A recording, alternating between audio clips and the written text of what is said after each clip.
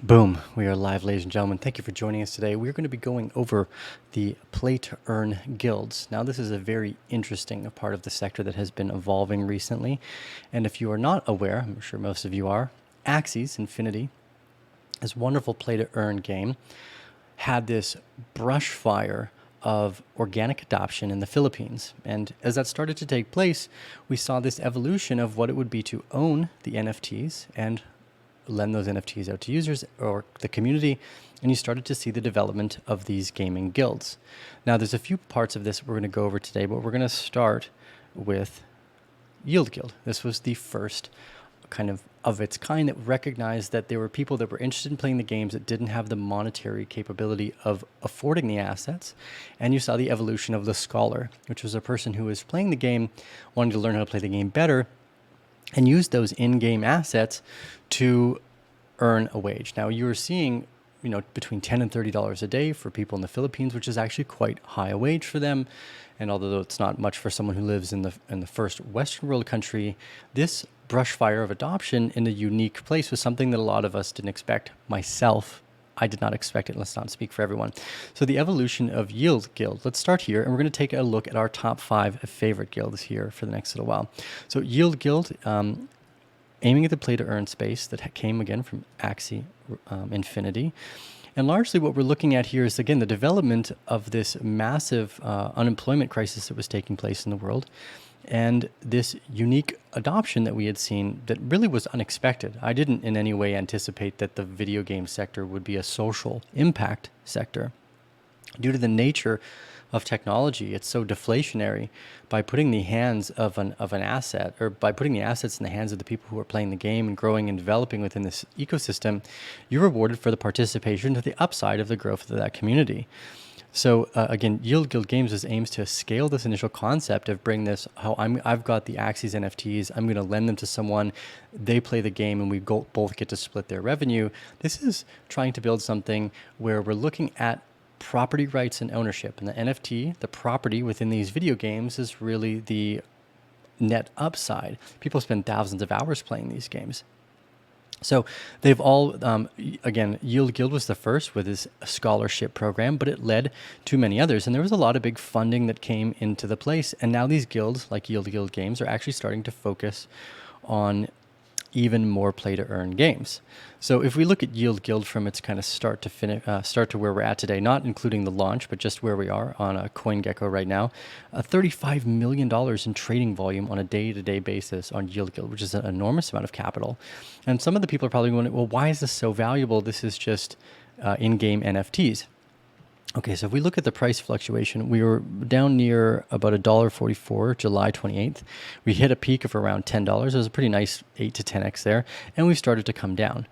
Now, when we're looking at these valuations, currently sitting at a $437 million market cap, it's $500 million.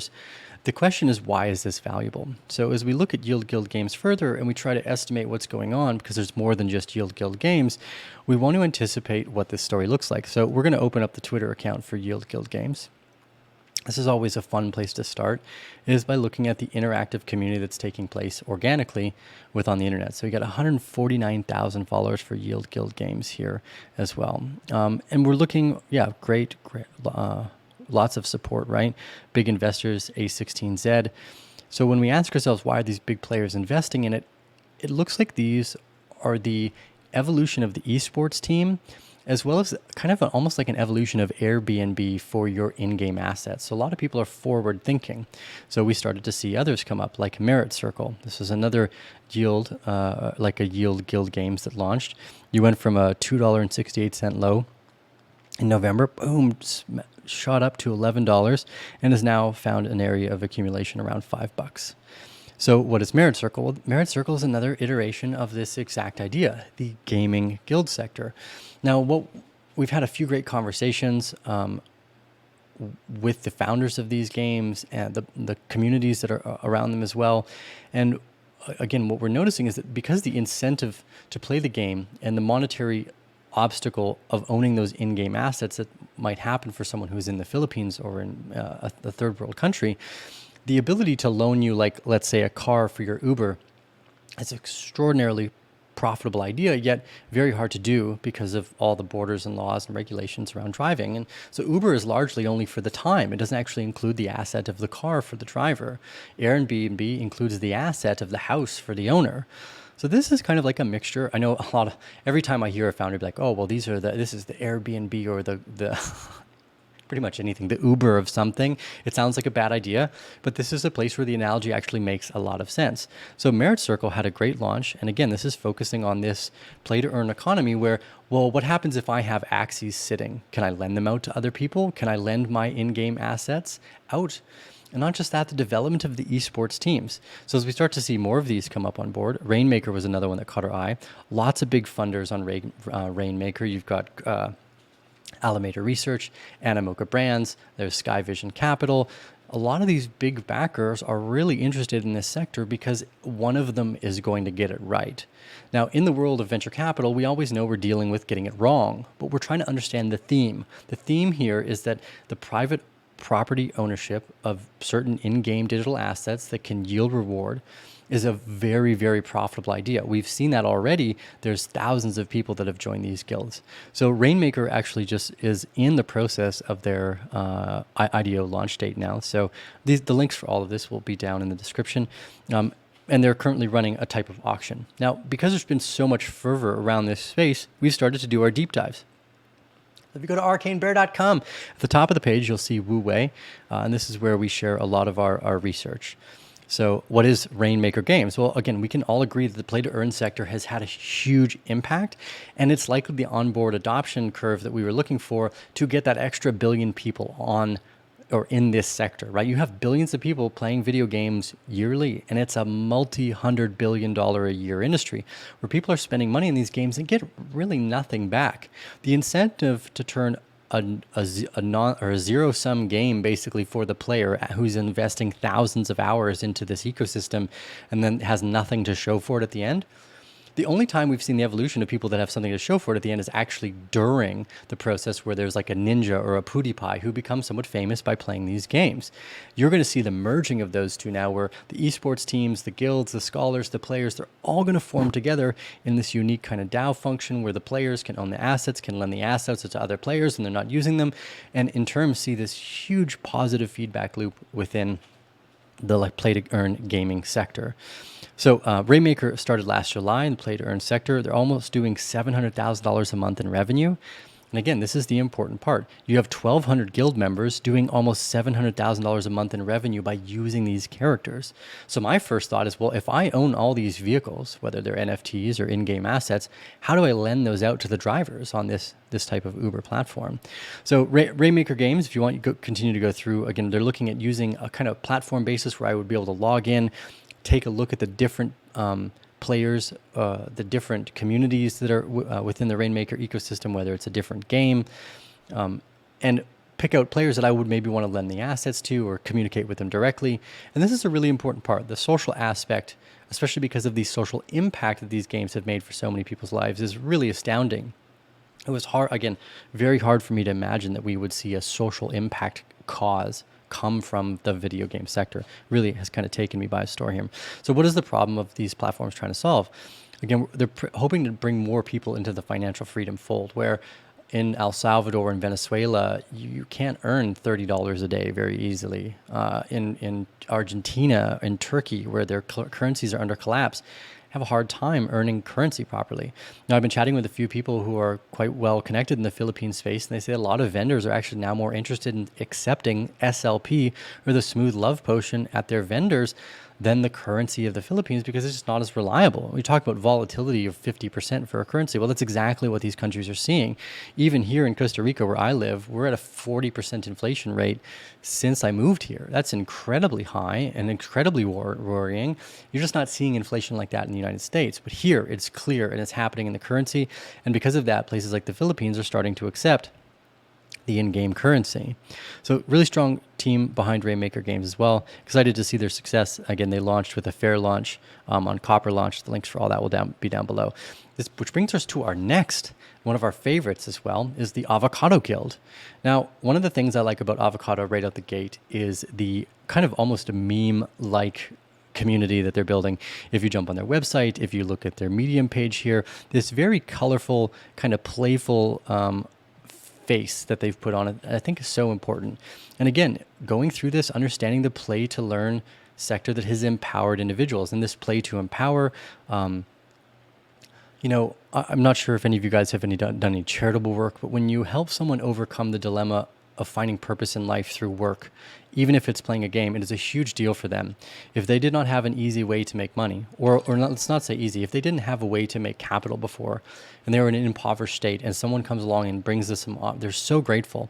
I've noticed this by going through and really looking at some of the Twitter comments that are on all these different guilds, feedback, like the people that they've helped through this pandemic, through this game, is actually in itself very, very inspiring. The Hype Beast documentary around the play to earn sector and Axie's Infinity was amazing.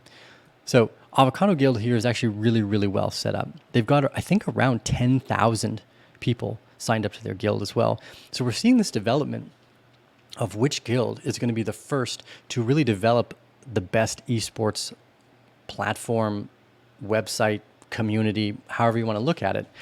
I believe that the guilds are the evolutions of the esports teams where you're looking at non-zero sum games so people are more win-win appropriate, which is how do I help you be more successful at the game? And that inbuilt incentive structure to help people do better is super powerful. So we're very bullish on Avocado Guild. We're very bullish on the guild sector in general. Again, I can't help but stress the idea here that when I look at each one of these, I go through a few simple things. Like number one, we'll use Avocado Guild here. How's their Twitter doing? We saw Yield Guild up at 100,000. Let's take a look at how Avocado Guild is doing today. 45,000. This is great. These are great numbers. And the next thing we like to do is, well, who are the funders? So we like to do these deep dive research ideas. And again, this play to enrich, play to educate, play to empower, the earn to learn type mentality. This non-zero sum game is really living up to its potential here. So again, Avocado has 10,000 scholars to date. I believe that makes them the largest guild today. It's also aiming at growing and promoting the kind of how you develop and participate within this ecosystem, not just within Axie Infinity. Again, the crypto literacy rate in general around the world is quite low. So this is often an onboarding for that billion extra people that maybe don't have a bank card or a bank account or a physical address, but they have a cell phone and they can participate and start to earn their way into this new digital ecosystem. So again, just like a lot of these, they're going out of their way to, or not out of their way, but they're going in the flow to participate with other play to earn video games. They're going to collect likely assets from multiple games here and try to support these broad spectrum esports teams with this new holistic scholar incentivized approach to everybody wins when we play together. This is one of the most powerful aspects again about this that I've seen here too. So they have over 50,000 Discord community members. I had a great chat with Sunny a little while ago as well. Sunny, their founder, is super switched on. Great to chat with him. Background in SEO. This is another thing that we have some ground into. This is likely how they helped grow this Discord channel. And here, all the things we love to see: Animoca Brands, Three Arrows Capital, QCP, Solana Ventures, Polygon Studios, Hashed. These are all great funders. Now, one of the things you look for in a company, and we're like why we're interested in who's funding, is number one, it's like, are those funders likely to dump? Well, if you think about Three Arrows Capital, they have no reason to sell, right? They're strictly long-term visionaries. Animoca Brands, another one, very long-term visionaries, and that's who you want to see on the cap table. You want to see people that aren't going to dump just for a quick buck. That's a hugely important thing. None of those brands fit in that category. You also want to make sure that those supporters, those capital injectors, have a large strategic influence within the ecosystem. Well, Three Arrows Capital, Animoca Brands, I don't think there's anyone really better positioned for those for those things. We're huge fans of Three Arrows Capital. Animoca Yat is just fantastic. His holistic understanding of this whole space, I think, is one of the few people who really get it. So they're really well set up. Again, they're looking at Theta Arena, Big Time Games, Cypher, Elivis Battle, Rev Racing. A lot of the Animoca Brands family are sitting in there as well. So what's next for these guilds? Largely, I think understanding some of these specifics like the NFT liquidity mining, can I put my NFTs in the basket and earn from that too? Staking is another very similar concept, although it's usually more for the token itself. How do we generate liquidity within the ecosystem? Milestone rewards, competition rewards. This is all ways we actually use in the Arcane Bear family to engage with our members. Like, let's give you $10 in the Bear token to get you to do XXX or something like this. And you get a lot of good report and feedback because people feel like they're being rewarded for the participation. And again, this non-zero sum game aspect that's gone into the play to earn sector is ultimately, I think, what is going to drive that holistic growth and make the video game sector way bigger than it ever was. This inbuilt feedback loop is going to make the gaming sector bigger than it ever was.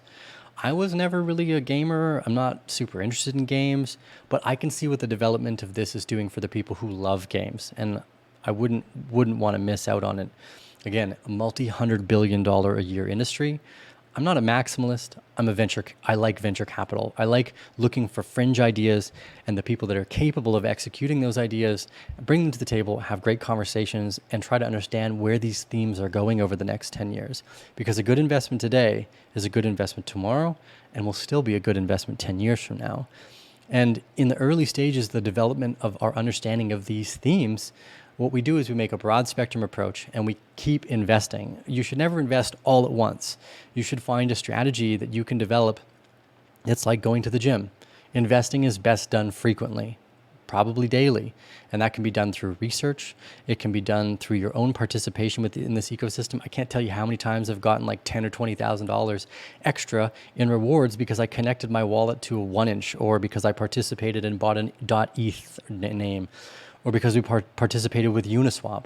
That is so important to understand, that your participation is being rewarded here. So to see it so beautifully, I guess, woven into the play to earn sector, I really, again, I'll repeat this one more time. This technology is going to make the gaming sector 2 to 3 times bigger than it is. And it's already a multi-$100 billion a year industry. So there's a lot to look forward to. Anyways, this is my quick breakdown. What's your thoughts? Which are your favorites? I'm a big fan of all of these. I'm going to be investing broad spectrum when I don't understand the theme, but as time goes on, the clear winners will be set. And we believe everything we showed you today has the hallmarks of the potential to be those clear winners, but time will tell. So remember, heads I win, tails I can only lose a little. Stay with the Arcane Bear. Thank you all for joining us today. I hope you guys enjoyed this little deep dive into my thoughts on guilds. Anyways, we'll see you next. Boom.